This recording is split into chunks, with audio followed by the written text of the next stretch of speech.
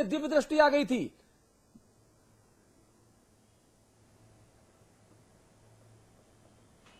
देखिए, ये तो आपको पहचान में आ रहा है। पिछले यूपी का इलेक्शन देखिए, अगर फायदे में ही दो पार्टियां नहीं है, समाजवादी और कांग्रेस। हाँ, बीजेपी ने भी नुकसान उठाया है, बीएसपी ने भी नुकसान उठाया है, परसेंटेज वाइज भी, कैंडिडेट वाइज। आप पता नहीं किस तरीके से एनालाइज करते हो। नहीं, मैं prejudice एनालाइज करता हूं, मैं एनालाइज करता हूं कि यूपी में पिछले 23 वर्षों से आप सत्ता से दूर हैं। मैं एनालाइज करता हूं कि गुजरात में 1995 से आप सत्ता में दूर हैं। नहीं, सत्ता देखिए, सत्ता और बगैर सत्ता की बात नहीं सोचिए आप। अच्छा, यहाँ 15 साल से दिल्ली में बीजेपी सत्ता से दूर है। हाँ, ठीक बात है। 20 साल से केरल में सत्ता से दूर है, 50 साल से 70 साल से। बिल्कुल ठीक बात है। ये कोई एनालाइज करने का नहीं, तो आप मुझे पैमाना बताइए ना रशीद भाई, आप मेरे बड़े भाई जैसे हैं, राजनीति में कई दशक गुजार दिए आपने। मैं राजनेता नहीं बनना चाहता, लेकिन अपना एनालिटिकल सिस्टम सुधारना चाहता हूं। कृपया मेरा मार्गदर्शन करें। जब मैं वही तो मैं बताना चाह रहा हूं, आप सुन तो नहीं रहे ना। सुन तो लीजिए। इलेक्शन हुआ उत्तर प्रदेश में जी, आपने भी उत्तर प्रदेश का जिक्र किया, मैं इसलिए उत्तर प्रदेश को ला रहा हूं। उत्तर प्रदेश में हमारी 22 सीटें थी और 7% वोट था। सीटें हमारी बढ़कर के 28 हुई, यानी सीटों में भी हम बढ़े। हाँ, और वोट की परसेंटेज 11.5%। बिहार में 9 थी, घट के 4 रह वोट गई। की परसेंटेज में भी हम बढ़े। बिहार में 9 थी, घट के 4 रह गई। वोट बढ़ा। अभी मेरी आप बात तो सुनेंगे नहीं आप। मैं बिहार की बात 9 की बात की नहीं, यहाँ की उत्तर प्रदेश की बात कर रहा हूँ। अभी वहां की भी आएंगे तो वहां की भी आऊंगा। चलिए, जो आपके लिए मुफीद हो आप उसकी बात कीजिए। जब इस पे राजनेताओं को ये बढ़िया आता है, मुझे सिखाइए ये चीज जी। ये मुझे सिखाइए, आप मेरे बड़े भाई जैसे हैं, मुझे सिखाइए ये चीज। हाँ, तो मैं दिखाना चाह रहा हूँ, आप देखना नहीं चाह रहे हो। ये सबसे एसपी शुक्ला साहब, आप सीखना कहाँ चाह रहे हो? मसूद साहब, मैं घर आके सीखूंगा, इत्मीनान से बैठूंगा आपके साथ। काफी वक्त लगेगा इसके सीखने के लिए मुझे, कि बड़ा चैप्टर है ये, लंबा वक्त लगेगा आपकी अध्यापन की। शुक्ला साहब, मुझे बताइए, हिमाचल आपके हाथ से निकल गया, जो आपका स्टेट था। वो दूसरी बात है कि हिमाचल के जब से अलग राज्य बना, तब से जो है वहां पर कोई भी पार्टी रिपीट नहीं की, सत्ता रिपीट नहीं हुई। ये आप अपने आप को कंसोल कर सकते हैं।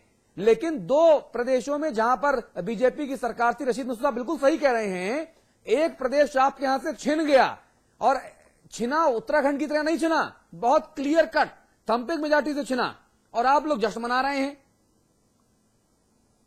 देखिए, हिमाचल के संदर्भ में जो आपने बात कही है, प्राय वही बात हम भी कहते। आज स्थिति यह है कि गुजरात की जो जीत हुई है, गुजरात की जीत इस नाते भी हमारे लिए जश्न का वो है कि पूरा का पूरा राजनीतिक समीकरण गुजरात पर ही सिमट रहा था, और भारतीय जनता पार्टी की एक परीक्षा का विषय था। साथ ही साथ आपको 1.5%, आपको गुजरात में 1.5% वोट कम मिले, 2 सीटें कम हुई आपकी, मोदी जी की सरकार रिटेन हो गई। ये एक फैक्टर जरूर है, वरना इसके अलावा कोई और अच्छी बात आपके पास है ही नहीं। जो देखिए, चुनाव में परसेंटेज ऑफ वोट घटते भी है, बढ़ते भी हैं। हाँ, हमारी सीटें घटती भी है, बढ़ती भी हैं। हाँ, लेकिन इतना जरूर रहा कि जिस प्रकार से मोदी का विरोध सभी राजनीतिक दलों ने किया था, और कांग्रेस ने तो सांप्रदायिकता का इतना जबरदस्त आरोप लगाया था जिसकी कोई सीमा नहीं थी, उसके बावजूद हमने जो है पूरी तौर पर जो है किया, और 86,000 वोट से मोदी स्वयं जीते। मोदी का कद अपने आप पूरे हिंदुस्तान में बढ़ता नजर आ रहा है।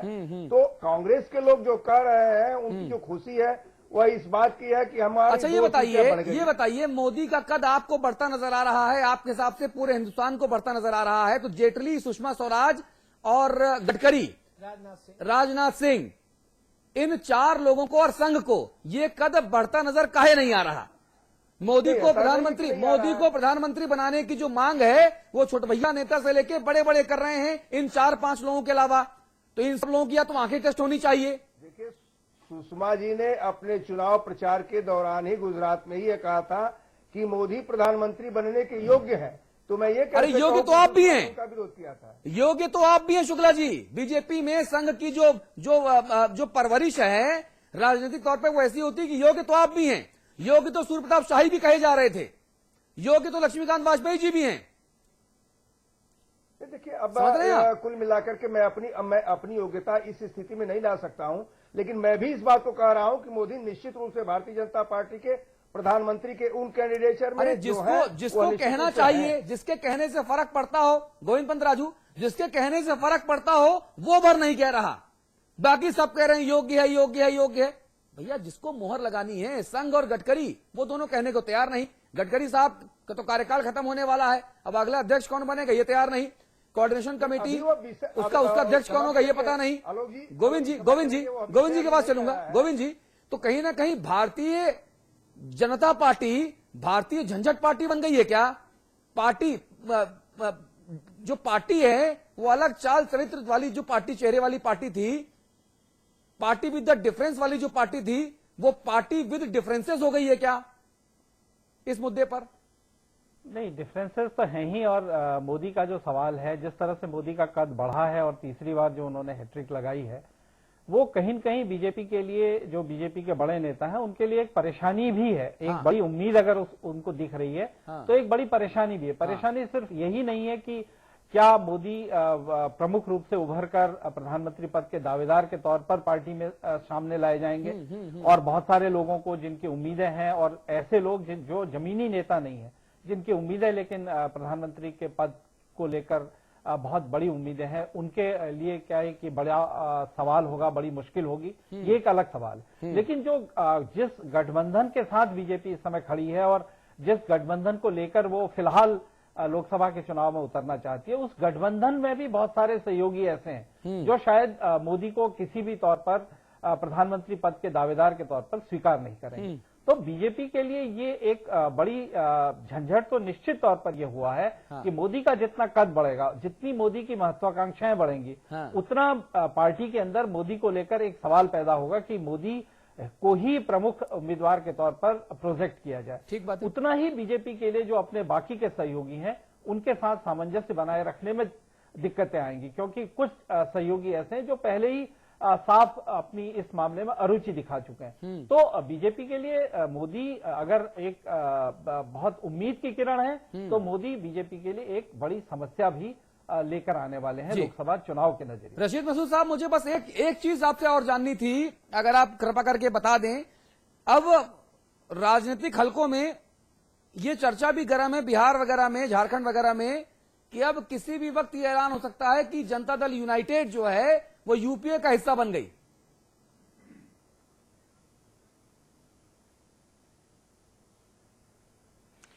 देखिए, मुझे इसका तो इल्म नहीं है कि ऐलान क्या हो सकता है, लेकिन ये बात सही है कि पॉलिटिक्स में कोई परमानेंट दोस्त और दुश्मन नहीं होते हैं। अगर हालात बदलते हैं, जैसा नीतीश जी के बारे में कहा जाता है कि वो मोदी के साथ नहीं जाएंगे, तो जाहिर है कि उनको फिर अलग होना पड़ेगा एनडीए से। एनडीए से अलग होकर वो कहां जाएंगे, इंडिपेंडेंट लड़ेंगे या क्या लड़ेंगे, लालू जी से अपने आप को कैसे उनके साथ एडजस्ट कर पाएंगे, ये सारी चीजें। अरे वो तो कांग्रेस को सोचना है ना कि लालू जी ज्यादा फायदेमंद कि नीतीश कुमार। वो कांग्रेस अपने हिसाब से नीति बना लेती है कि माया ज्यादा मुफीद या मुलायम ज्यादा मुफीद। मुलायम ज्यादा मुफीद जो आपके पुराने सहयोगी हैं, तो मुलायम के कंधे पर चढ़ गए, माया के हाथी पर चढ़ गए, और बाद में लोकसभा राज्यसभा एडजर्न हो गई, बिल आया नहीं। अब मायावती भी खिसियानी बिल्ली, मुलायम सिंह को भी कुछ नहीं मिला। कांग्रेस अपने साथियों को धोखा नहीं देती है।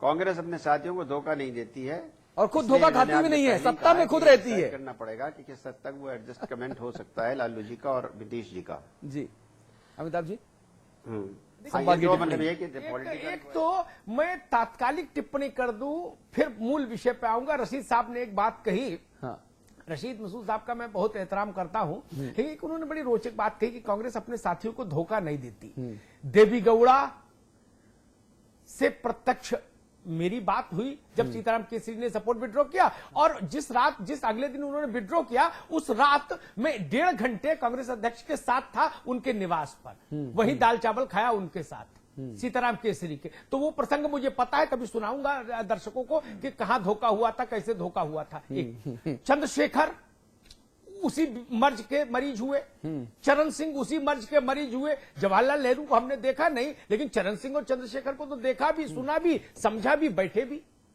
तो वो सब लोग यही कहते हैं कि भाई कांग्रेस पे भरोसा नहीं करना, बाकी कुछ कर लेना। अब हम मूल विषय पर आते हैं।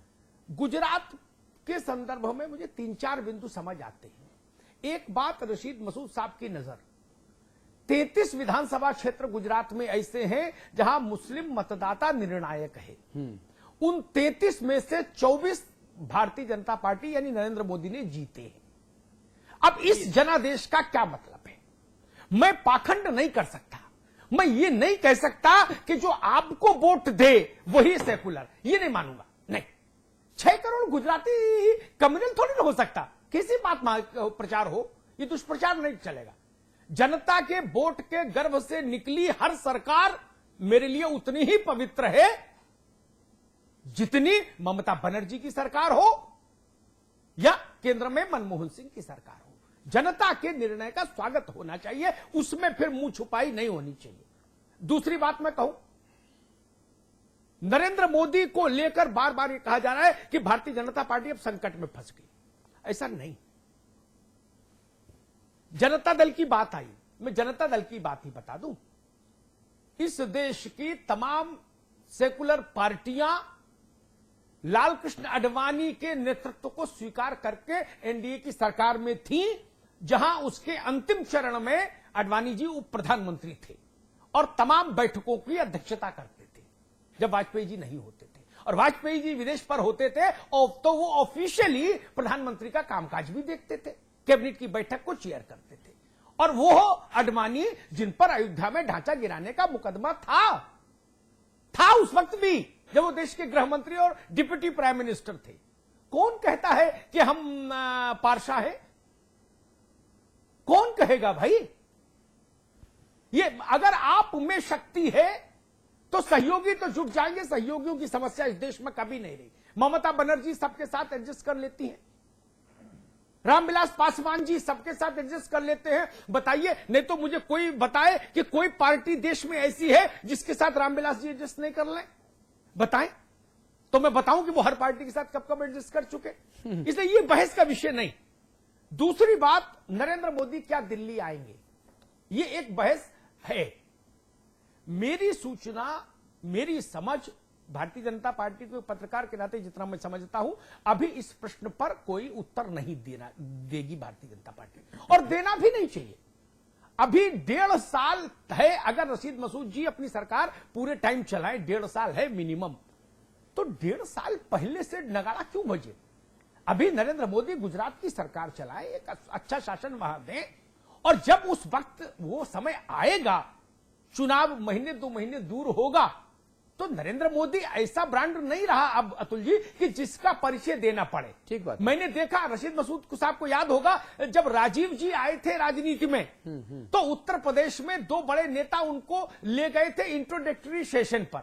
किस पर? परिचय सम्मेलन में। एक तरफ विश्वनाथ प्रताप खड़े होते थे, एक तरफ नारायण दत्त, और वो परिचय कराते थे कि जवाहरलाल जी के नाती हैं, इंदिरा जी के बेटे हैं, फिरोज गांधी के बेटे हैं, योग्य हैं, युवा हैं, इनको पास देश को आगे चलाने के सपने हैं। वो परिचय कराते थे। तो नरेंद्र मोदी के साथ परिचय की समस्या तो है नहीं, परिचय तो हो गया और टेस्ट भी हो गया। और एक बात मैं कहूंगा कांग्रेस के नेतृत्व के संबंध, हिमाचल और गुजरात के राजनीतिक महत्व की तुलना नहीं हो सकती। ठीक बात है। नहीं, ठीक बात कल को आप कहेंगे कि मुलायम सिंह ने उत्तर प्रदेश जीता तो कौन सी बड़ी बात कर दी, हमने पांडुचेरी जीता, तो ये मजाक हो जाएगा, ये मजाक हो जाएगा कि भाई 1 by 1, एक उनने जीता एक हमने जीता, बराबर हो गए। नहीं, ये नहीं, ये मजाक हो जाएगा। उत्तर प्रदेश और पांडुचेरी में फर्क करना होगा हमको। ठीक बात। एक दूसरी बात मैं कहता हूं, नायक को इम्तिहान देना होगा, और इम्तिहान से ही तय होंगी चीजें। रशीद मसूद साहब और शुक्ला जी दोनों पुराने नेता हैं, इनको याद होगा, जवाहरलाल की बेटी होने के नाते इंदिरा जी की ताजपोशी तो हो गई, लाल बहादुर शास्त्री की कैबिनेट में आईएनबी मिनिस्टर भी हो गई, बाद में प्रधानमंत्री भी हो गई इंदिरा जी। लेकिन देश ने नेता कब माना? देश ने नेता माना जब इंदिरा गांधी ने अपनी हैसियत और अपनी क्षमता का प्रमाण दिया 71 में। तो वो देश की नेता हुई। उससे पहले वो जवाहरलाल की बेटी थी।